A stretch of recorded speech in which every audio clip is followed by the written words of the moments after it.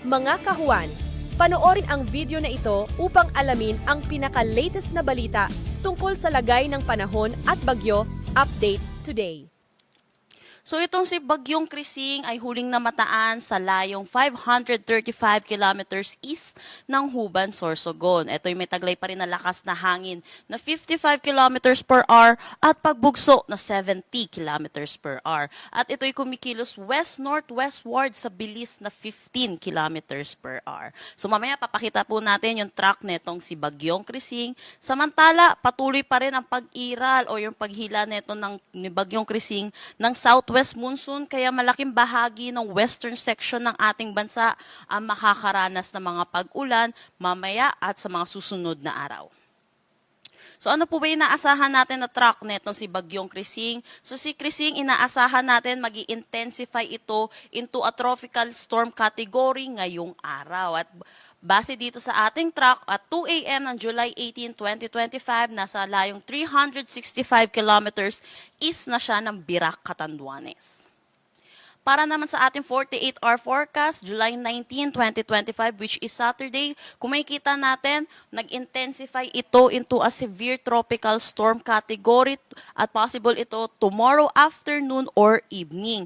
At bahagyang nag-southward itong track netong si Bagyong Krising, kaya malaki na ang tsansa ng landfall scenario over mainland Cagayan tomorrow evening or Saturday, July 19. So pagdating naman ng 72-hour forecast natin, July 20, 2025, which is Sunday, nasa labas na to ng ating Philippine Area of Responsibility at inaasahan severe tropical storm pa rin ang kanyang category at ito'y mataan sa layong 285 kilometers west-northwest ng Lawag City, Ilocos Norte.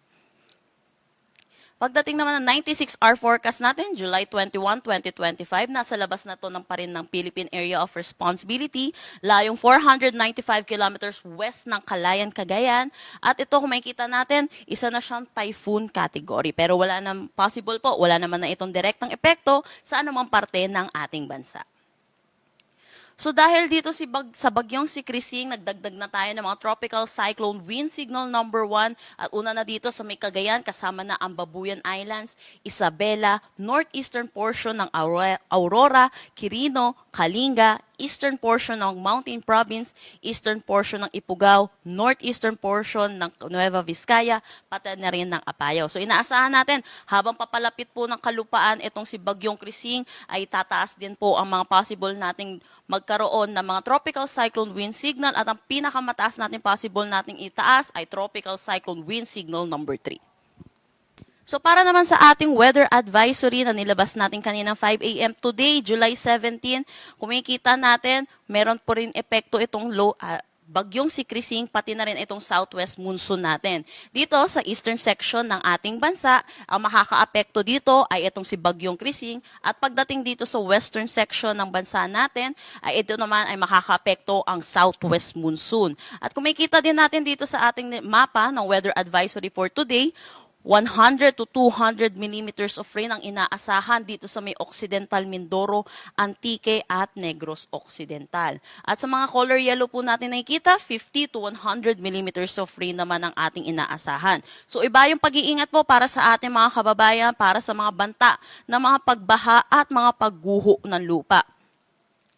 Bukas, inaasahan natin, pagdating po ng paglapit neto ni Krising sa ating kalupaan, kung makikita natin, dumami yung color orange dito sa may Northern Luzon at dulot ito nung paglapit nga ni Krising sa ating kalupaan. At inaasahan natin 100 to 200 millimeters of rain dito sa Isabela, Cagayan, Apayao, Ilocos Norte, Abra, Kalinga at Ilocos Sur.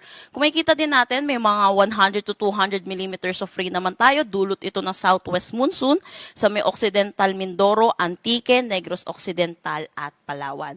May kita din natin sa ating mapa, buong Luzon na ang makakaranas ng mga significant rainfall at possible combined effect na ito na itong bagyong si Krising at ang southwest monsoon.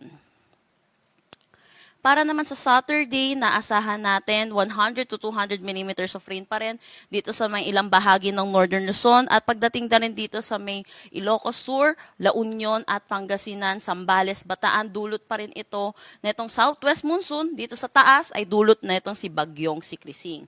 Occidental Mindoro at Antique, dulot pa rin ito ng southwest monsoon. Kung makikita din natin, nabawasan na yung mga areas na meron tayong significant rainfall. Wala na tayo dito sa eastern section ng Luzon, pati ng Visayas, dulot na rin sa pagkilos netong si Bagyong Krising. Ano po ba inaasahan nating hangin? Dulot na itong si Bagyong Krising. Today, inaasahan natin, may mga bugso tayo ng mga paghangin dito sa Batangas, Quezon, Bicol Region, Mimaropa, Visayas, Zamboanga del Norte, Camiguin, Surigao del Norte, Dinagat Islands, Davao Occidental, Davao Oriental at Sarangani.